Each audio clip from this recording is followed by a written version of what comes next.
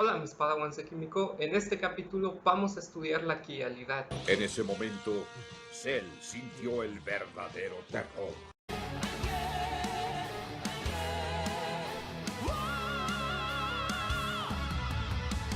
Pasa el tiempo y los recuerdos se van alejando ya. Comencemos por el principio. ¿Qué es la quialidad y por qué es causada? La quialidad es una propiedad que tienen los objetos de no superponerse con su imagen especular y está causada por la falta de planos de simetría en los objetos. Mira los siguientes objetos comunes. Tenemos unas tijeras y si estas las reflejamos en el espejo obtendremos una imagen que se puede superponer. Esto es causado por el plano de simetría que hay entre las hojas de las tijeras. Como puedes observar, si cortamos a las tijeras por la mitad, el lado derecho es la imagen especular del lado izquierdo. Por lo tanto, podemos concluir que las tijeras no son objetos quiales. En el caso de las manos ocurre algo diferente. Si reflejamos la mano derecha en el espejo, obtenemos la imagen de la mano izquierda, por lo que estas no se pueden superponer. Si lo intentamos, ocurre que el dedo pulgar ocupa la posición del dedo meñique en vez de la suya. Esto ocurre debido a que las manos no tienen un plano de simetría. Mira cómo si dividimos a la mitad por el dedo del medio, la imagen de la derecha no es igual a la imagen de la izquierda, como ocurría en el caso de las tijeras. Antes de ver lo que ocurre en moléculas, quiero que tengas bien presente lo siguiente. Una línea en forma de cuña significa que un sustituyente está hacia adelante en el plano o hacia ti desde la pantalla. Una línea discontinua significa que el sustituyente está hacia atrás en el plano o hacia atrás de tu pantalla. Y una línea normal significa que el sustituyente está en el mismo plano que tu pantalla. Prohibido olvidar esto. Mira lo que pasa en moléculas en vez de objetos macroscópicos. En el caso del metanol, este sí es superponible con su imagen especular. Y esto pasa porque la molécula tiene un plano de simetría. El plano de simetría del metanol, que te represento en este modelo molecular, está en medio de estos dos hidrógenos. Como puedes ver, si partimos la molécula por aquí, esta parte pues sería igual a esta parte. Por lo tanto, podemos concluir que el metanol no es una molécula quial. Por otro lado, el siguiente ácido carboxílico no es superponible con su imagen especular. Pese a que el grupo carboxilo y el metilo sí coinciden, podemos observar que el hidrógeno ocupa la posición que debería ocupar el bromo y el bromo la posición que debería ocupar el hidrógeno. Comenzamos con este modelo y con su imagen especular. Como te había mencionado, si los guiamos y los tratamos de superponer, podemos ver que pese a que el grupo carboxilo y el metilo sí coinciden, el bromo y el hidrógeno no, en estas partes. Si intentamos hacer que los bromos coincidan, podemos ver que también los grupos carboxilo coinciden. Sin embargo, ahora el metilo no está en el lugar que le debería corresponder, ni tampoco los hidrógenos. Y aquí te dejo dos apuntes más. La causa más común de la quialidad es un átomo de carbono unido a 4 sustituyentes diferentes. A este tipo de carbono se les conoce como centros quiales. El segundo apunte es que los compuestos que no pueden superponerse con su imagen especular se conocen como enantiómeros, tal y como es el caso de los ácidos carboxílicos que usamos de ejemplo. Vamos a resolver algunos ejemplos. En el primero de ellos debemos identificar cuáles de los siguientes objetos son quiales y cuáles no. Y nos ponen un desarmador, una pelota y un zapato. Lo que tienes que hacer es fijarte si estos objetos tienen un plano de simetría. Si lo tienen, entonces no son quiales. Empecemos por el desarmador. Como puedes observar, si lo partimos por la mitad, tal y como te muestro, los dos lados son idénticos. Por lo tanto, podemos decir que el desarmador tiene un plano de simetría y por tanto es un objeto no quial. El siguiente ejemplo es la pelota. Tal y como ocurría con el desarmador, si la partimos en dos, podemos observar que las dos mitades son iguales, por lo que poseen un plano de simetría y por tanto no es quial. El último objeto es el zapato. En este caso podemos observar que si lo partimos en dos, las mitades que nos quedan no son iguales. Por lo tanto, este objeto sí va a ser quial. El siguiente ejemplo es identificar los centros quiales de las moléculas que tienes en pantalla. Para hacerlo de manera rápida, recuerda que el centro quiral es aquel carbono con 4 sustituyentes diferentes. Así que vamos a analizar carbono por carbono para decidir cuál de ellos es un centro quiral. El primero que te señalo, como puedes observar, está unido a un hidrógeno, a 2 cloros y al resto de la cadena de carbonos. Ya que hay 2 sustituyentes iguales, en este caso podemos concluir que este carbono no es un centro quiral. El siguiente carbono está unido a 2 cloros y 2 cadenas de carbonos diferentes, por lo que tampoco va a ser quiral. Finalmente, el último carbono está unido a un cloro, un flúor, un hidrógeno y al resto de la cadena de carbonos, por lo que en este caso podemos concluir que este carbono sí es un centro quiral. En el inciso B podemos descartar a todos los carbonos que te marco a continuación, ya que todos están unidos a 2 hidrógenos. También podemos descartar al siguiente carbono que te marco, ya que como puedes observar está unido a 3 hidrógenos. El último carbono que te señalo pudiera parecer un centro quiral, pero no es así, ya que como puedes observar está unido a un metilo, a un hidrógeno y a 2 cadenas de carbonos idénticas. De hecho, si dividimos la molécula en 2, podemos observar que posee simetría y por tanto no tiene centros quirales. Vamos con el tercer ejemplo. Aquí nos piden dibujar los enantiómeros de la alanina y nos marcan su estructura en pantalla. Lo primero que tienes que hacer es dibujar su forma tridimensional utilizando los enlaces en forma de cuña y de línea punteada. Aquí lo que te recomiendo es siempre dibujar el hidrógeno utilizando la línea punteada, indicando que se encuentra hacia atrás en el plano. Y al sustituyente de mayor número atómico te recomiendo que lo dibujes con la cuña, indicando que se encuentra hacia adelante en el plano. Las cadenas de carbono las dibujaremos utilizando las líneas normales que nos indican que se encuentran en el plano de la pantalla. Para dibujar su enantiómero lo haremos imaginando cómo sería su reflejo en el espejo. Para hacerlo de manera rápida vamos a dibujar la molécula de tal forma que el sustituyente que apunta hacia el espejo, en este caso el metilo, continúe apuntando hacia esa dirección. Los sustituyentes que apuntan en direcciones opuestas al espejo, en este caso el hidrógeno y la amina, también los vamos a dibujar de esta manera en el enantiómero. Finalmente el sustituyente que apunta hacia arriba, en este caso el grupo carboxilo, también lo vamos a dibujar así. Vamos con más apuntes. Para distinguir a los enantiómeros vamos a utilizar la nomenclatura R y S, y para ello tienes que empezar por identificar el centro quiral. A continuación tienes que asignarle la polaridad a los sustituyentes del centro quiral, y para ello necesitas tener en cuenta las siguientes 3 reglas. Para empezar, asignaremos la polaridad de acuerdo al número atómico de los sustituyentes del centro quiral. Mira el ejemplo que tenemos en pantalla. Un carbono quiral está marcado con rojo y está unido a 4 sustituyentes que son un bromo, un hidrógeno, un hidroxilo y un metilo. Al analizar el peso molecular de cada átomo unido directamente al carbono quiral, obtenemos que el bromo es el que presenta el mayor peso molecular, por lo que va a recibir la mayor polaridad. El siguiente átomo de mayor peso molecular es el oxígeno del hidroxilo, por lo que va a recibir la segunda mayor polaridad. A continuación se encontrará el carbono de metilo y finalmente el hidrógeno. La regla número 2 dice que si la decisión no es clara en el primer sustituyente, debemos considerar el siguiente. Mira este ejemplo. El carbono quiral te lo dejo marcado en rojo, y como puedes observar, este está unido directamente a 4 átomos de carbonos que te dejo marcado en anaranjado. Sin embargo, uno de estos átomos está unido directamente al carbono de un metilo que te marco en azul. Otro de ellos está unido únicamente a hidrógenos. Esto te lo represento coloreando uno de ellos con morado. Y el último de los carbonos está unido a un bromo que te dibujo en verde. Si analizamos estos átomos podemos observar que el bromo tiene el mayor número atómico y por tanto el carbono al que está unido la mayor polaridad.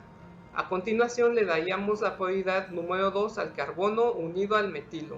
La polaridad número 3 se la daríamos al carbono naranja que está unido únicamente a hidrógenos. Y la menor polaridad se la daríamos al hidrógeno que está unido directamente al carbono quiral. La regla número 3 nos dice que los dobles y triples enlaces cuentan como si un carbono estuviera unido a 2 átomos iguales.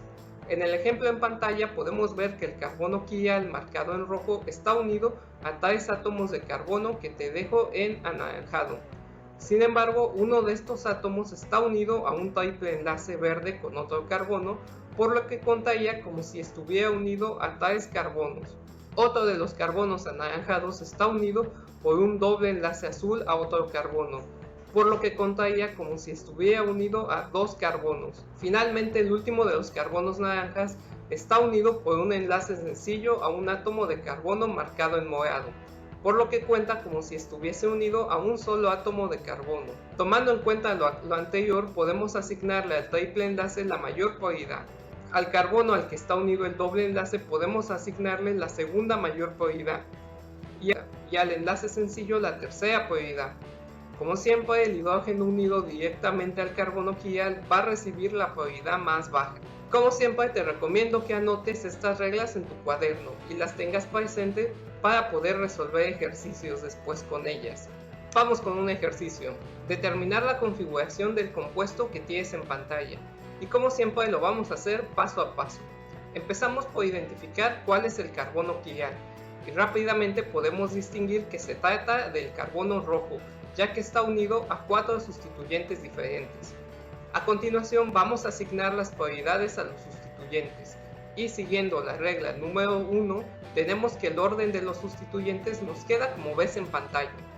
En el paso número 3 vamos a colocar el sustituyente de menor prioridad hacia atrás en el plano.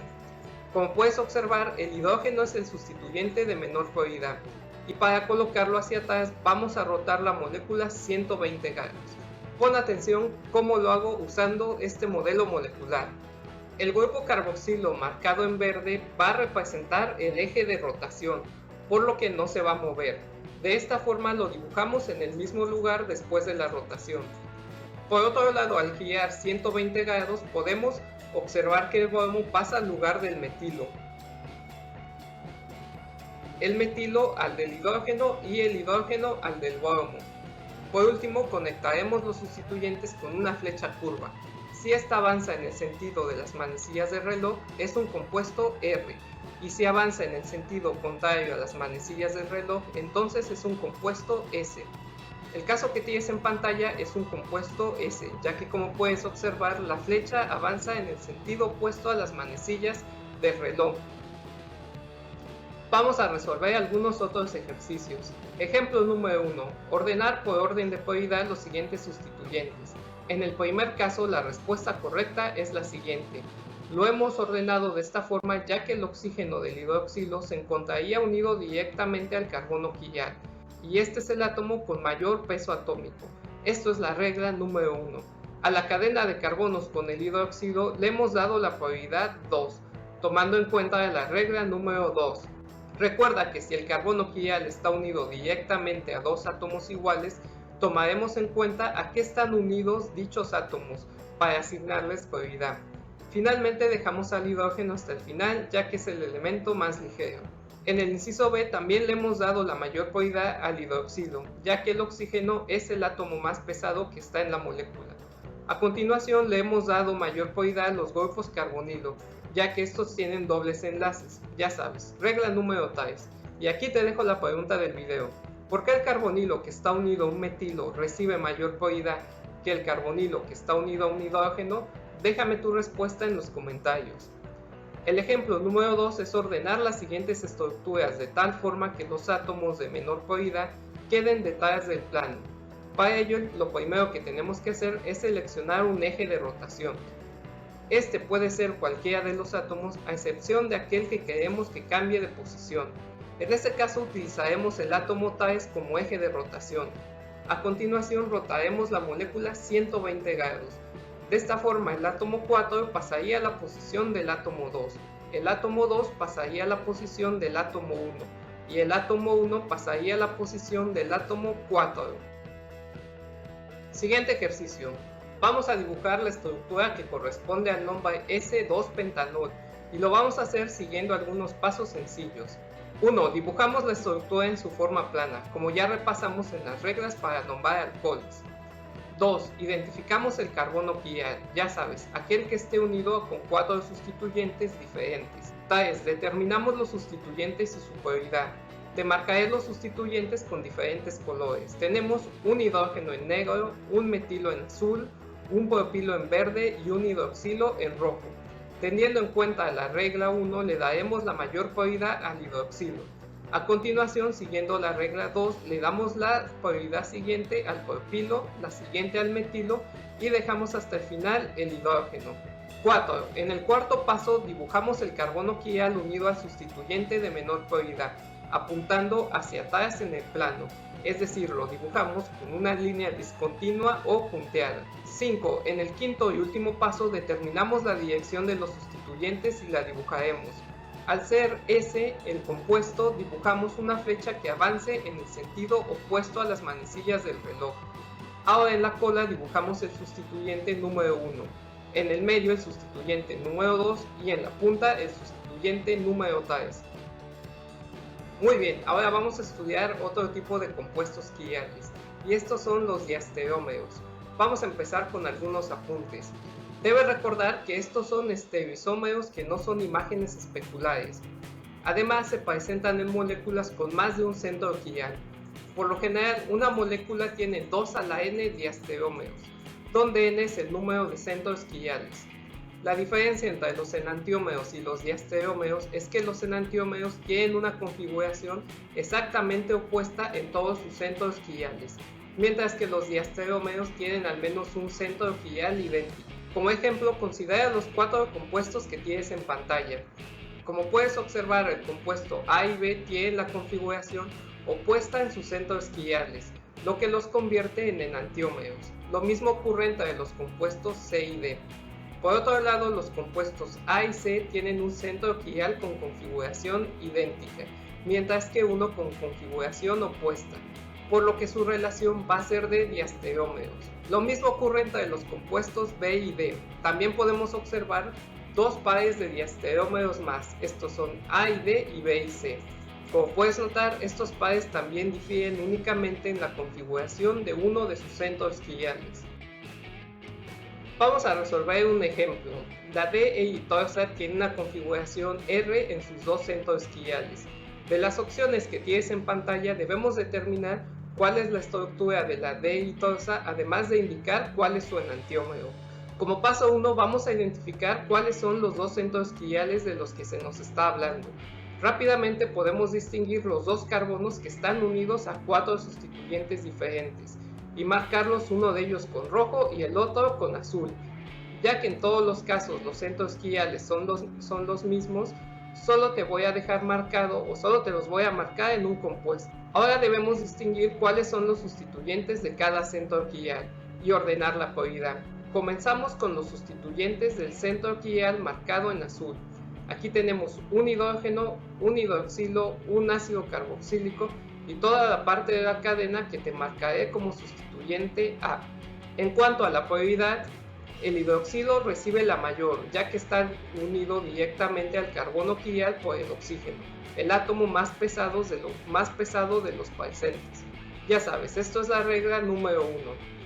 A continuación colocamos el ácido carboxílico, ya que su segundo sustituyente es un oxígeno unido por doble enlace al carbono. El tercer sustituyente es el A. Y finalmente tenemos al hidrógeno, ya que es el átomo de menor peso molecular.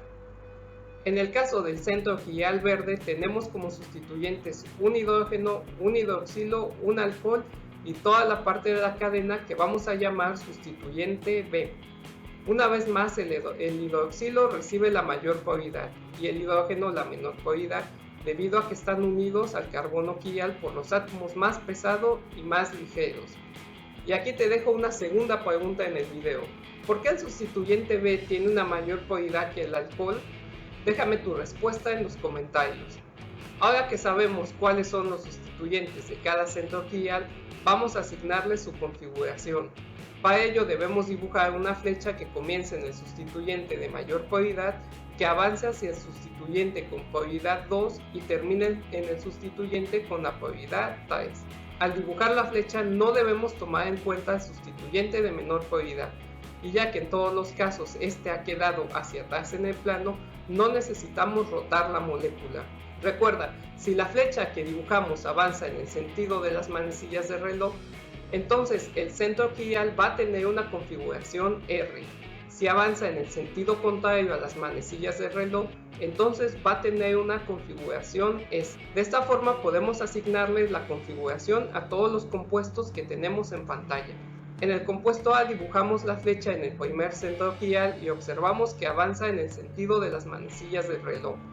Por tanto, tendrá una configuración R. Ahora dibujamos la flecha en el segundo centro quiral y observamos que avanza en el sentido opuesto a las manecillas del reloj, por lo que va a tener una configuración S. A continuación te dejo las flechas y las configuraciones de los centros quirales de todos los compuestos que tenemos en pantalla. Te recomiendo que le pongas pausa al video y trates de analizar por qué los he colocado así. El ejercicio nos indicaba que el compuesto que debíamos identificar tenía configuración R en sus dos centros quirales, por lo tanto ya podemos ver cuál es la de eritróceno. En cuanto a su enantiómero, recuerda que este debe tener configuración opuesta en todos sus centros quirales. Por tanto, seleccionaremos al compuesto D que tiene la configuración S en sus dos centros quirales. Vamos con otro ejemplo. Debemos identificar la configuración de los centros quirales en la siguiente molécula. Como primer paso vamos a identificar cuáles son estos centros quirales y rápidamente podemos señalar a los carbonos que tienen 4 sustituyentes diferentes. A continuación debemos identificar los sustituyentes de estos centros quirales y ordenarlos según su prioridad. En el primer centro quiral que te marqué con la flecha roja podemos observar que los sustituyentes son un fenilo, un hidrógeno, un cloro y toda la parte de la cadena que te marco como sustituyente A. El cloro va a recibir la mayor prioridad debido a su número atómico mayor. A continuación tenemos el sustituyente A que tiene mayor prioridad que el fenilo debido a que su segundo sustituyente es un hidroxilo. El hidrógeno recibe la menor prioridad ya que tiene un número atómico más bajo. De manera similar vamos a identificar los sustituyentes del centro quiral marcado en azul. Te los dejo anotados en pantalla así como la forma en que quedarían ordenados. Ahora que ya identificamos los sustituyentes de menor prioridad, debemos colocarlos en la posición que está hacia atrás en el plano. Como sabes, esta se indica con una línea punteada y para ello vamos a rotar la molécula. Vamos a hacerle un centro quiral a la vez. Comencemos por el centro quiral que tiene como sustituyente el cloro. La forma más fácil de hacerlo es seleccionando al sustituyente A como eje de rotación, es decir, toda la parte que te marco en azul no va a moverse. De esta forma, al girar 120 grados la molécula, el fenilo pasa a la posición del hidrógeno, el hidrógeno pasa a la posición del cloro y el cloro pasa a la posición del fenilo. A continuación vamos a rotar el segundo centro quiral, de tal forma que el hidrógeno quede en la posición hacia atrás en el plano. Para esto comenzamos por seleccionar un eje de rotación y usaremos el sustituyente B, que es toda la parte de la cadena que te marco en rojo, es decir, toda esta parte va a quedar estática. Ahora giramos 120 grados la molécula, de tal forma que el hidrógeno pasa a la posición del hidroxilo, el hidroxilo pasa a la posición del metilo y el metilo a la posición del hidrógeno. Y aquí te dejo la tercera pregunta del video. ¿Por qué crees que he seleccionado esas partes de la molécula como eje de rotación? Déjame tu respuesta en los comentarios. Una vez que tenemos los sustituyentes de menor prioridad hacia atrás en el plano, vamos a dibujar una flecha curva colocando en la cola al sustituyente de prioridad 1 y en la punta al sustituyente de prioridad 3. En ambos centros quirales podemos observar que la flecha avanza en el sentido opuesto a las manecillas del reloj, por lo que vamos a indicar que tienen una configuración S. Hablemos ahora sobre los compuestos meso. Este tipo de compuestos son aquirales a pesar de que contienen centros quirales y esto ocurre debido a que tienen planos de simetría en su estructura. Para que lo entiendas mejor, vamos a analizar las moléculas que tienes en pantalla. Como puedes observar, la relación entre los compuestos A y B es de enantiómeros, ya que tienen una configuración opuesta en todos sus centros quirales. Por otro lado, la relación entre los compuestos A y B es de diastereómeros, ya que tienen una configuración igual en uno de sus centros quiales y una configuración opuesta en otro de sus centros quiales. Pero ¿cuál es la relación entre los compuestos C y D?